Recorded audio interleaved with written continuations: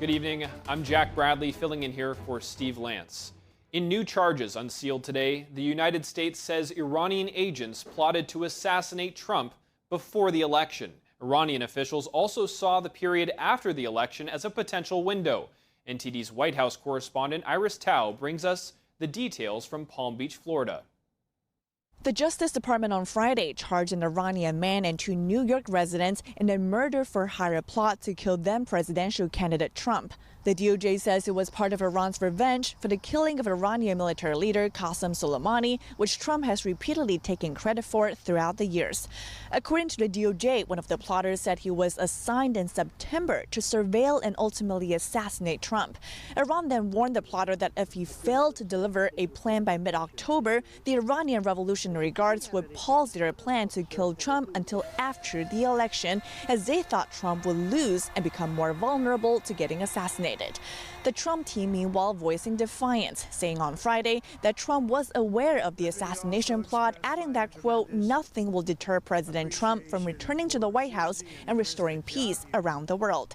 The FBI says Iran's efforts won't be tolerated. And Trump survived two assassination attempts in the months leading up to the election, one at his Butler, Pennsylvania rally and another one near his golf club in Miami, Florida. The Secret Service has already significantly ramped up Trump's protection before the election, and now as president-elect, Trump will only get even stronger security measures. And here in Palm Beach, where Trump is working on his transition before getting back to the White House in January, officials are planning additional protection measures. On Friday, heavy security was seen around Mar-a-Lago, including a Coast Guard boat mounted with a rifle and a robotic dog the Secret Service says is equipped with surveillance technology. In the coming days and weeks, Trump is expected to announce more picks for key White House and cabinet positions as he interviews the different candidates. Reporting from West Palm Beach, Iris Tao, NTD News. President-elect Donald Trump's federal election case is now on hold. A federal judge today granted a request from special counsel Jack Smith to pause the case. The judge overseeing the case canceled any remaining court deadlines. At the same time, prosecutors will assess the appropriate course going forward in light of Trump's presidential victory. Smith's team has been evaluating how to wind down the two federal cases against Trump before the president-elect takes office. The Justice Department has a long-standing policy that says sitting presidents cannot be prosecuted while in office. Meanwhile, House Judiciary Committee Chairman Jim Jordan and House Administration Oversight Committee Subcommittee Chairman Barry Loudermilk sent a letter to Smith. They demanded that the special counsel turn over all documents relating to his prosecutions of Trump. And how should the U.S. respond to the charges against the Iranian agents accused of plotting to assassinate Trump? Joining me now to discuss is Republican Congressman Chett of Tennessee, who serves on the House Foreign Affairs Committee. Congressman Chett, thank you very much for joining us here today, and congratulations on winning re-election. Now, first, Manhattan federal prosecutors unsealed an indictment today that charges one Iranian national and two New Yorkers with murder for hire and conspiracy to assassinate President-elect Donald Trump. How should the U.S. respond to this? Well, first of all, I think we need to make sure that it's being perpetrated by Iran. And if it is, then I think, we should have let Israel take out their nuclear facilities, first of all. They made some plea to the, I don't know, whoever, I'm sure the United Nations or somebody, and they said, oh, we're using this to create energy, not nuclear bombs. And of course, they're sitting on the largest oil supplies in the world, literally.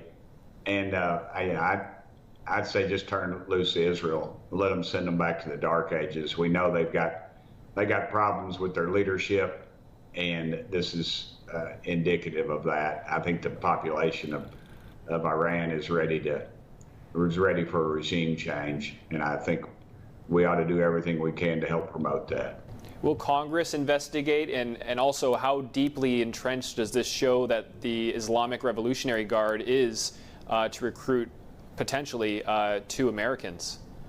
Well, you've got open borders. Obviously our national security has been in decline for quite some time. We're not taken seriously across the globe, and I think now with Donald Trump back in the White House, we will be taken serious again, and we will do what's right. As far as, I don't really care. Everybody always worries about what these other countries think about us. I really don't care. We need to start acting like a world leader again and start leading and not reacting. And we don't need to ask anybody's permission for anything we do. We need to just do what's right. Now, as far as if Republicans regain the House, which looks like they're on track to do, how can they work with their Democratic colleagues and on the mandate they've received from voters about securing the border, especially in light of this indictment? Well, first of all, I would hope that the president would just issue an executive order on day one, and then we would beef up H.R. 2 and pass it again, and then send it over to the Senate and force them to pass it. And the ones that don't, I would rain unbelievably bad PR upon them. Well, I had to check my words there. But I would think now the American public understands that there is a mandate. You're going to see Democrats talking like moderates now because of this situation. And I would also encourage the president to get on this thing about allowing these boys to play girls' sports. That is something that just ticks people off, and we need to put an end to it. And the president can do that by executive order. And then we can follow in, of course, by passing federal laws to do just that. But, some of my own personal favorites, we got to quit. We're funding the Taliban right now. I mean, they'll hate us for free. We don't need to send them literally millions of dollars every week, which are going through different circuitous routes, but we know they're doing it. We need to end individual stock trades by members of Congress. And we need to have single issue spending bills. Those are the kind of things I think that are going to restore faith in Congress and will show the American people exactly what we're doing. Now, when Trump takes office on day one, January 20th, what will that look like differently from how it was in 2017 in terms of appointments, executive orders, and his priorities? I think he understands now that a lot of those people he put in there he couldn't trust. It was just too dadgum big for even him to get a grasp of. But I think now he has a very good idea of who, what, and where, and he knows how to fix the problems. And I think he can do those this time. I think, it's just dawning. You don't realize just how big government is. I mean, we have 435 congressmen, for goodness sakes. So, it's just, and each one of us has a huge ego, present company included. So you've got to deal with that. You know how to deal with that. You have the different departments and you know their inner workings. And I think you ought to put people that are loyal to you regardless. I think they should be able to tell you if they don't agree with you behind closed doors, but they shouldn't be out in public chastising you or undermining everything you do. And I think he understands that now. Congressman Tim Chett, thank you very much for your insight here today. Thank you, brother. After his election run with Vice President Kamala Harris, Minnesota Governor Tim Walz says the loss is hard to understand. It was during his first remarks since Trump was declared the winner. Walz said, quote, "Now that this election is behind us, I'm going to try to even harder to keep an open mind, open heart, and really listen to folks who don't support me or my policies, because that's how we come back together after such a long time spent fighting each other." He also encouraged people to take some time if they feel discouraged and to take care of themselves and their family. And, quote, "There's a million ways to make a positive difference and get back in this fight when you're ready." The mountain fire in California has now spread to over 20,000 acres, destroying numerous homes and forcing many to evacuate. Fueled by strong wind gusts, the blaze has exploded in size after it was first reported on Wednesday. NTD's Christina Corona brings us the latest. As of Friday, the mountain fire in Ventura County, California has burned over 20,500 acres and is 7% contained. According to the Ventura County Fire Department, the blaze ignited early Wednesday, driven by 60 miles per hour winds, and has destroyed over 130 structures and damaged 88 more in the Moore Park and Camarillo areas. These numbers are expected to rise as inspection crews assess the damage on Friday. The process is to go through and identify all the houses and all the conditions that they may be in, that it could be undamaged, damaged, or destroyed. This is a slow process because we have to make sure that the properties are safe. That means the gas lines and the electrical and all our hazards have to be secured before the teams enter onto the properties.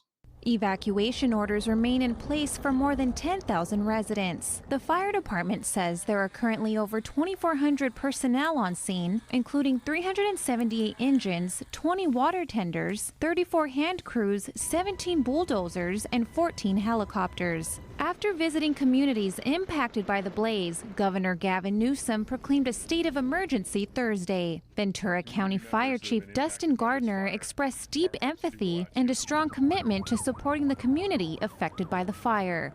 To our community members that have been impacted by this fire, our hearts do go out to you.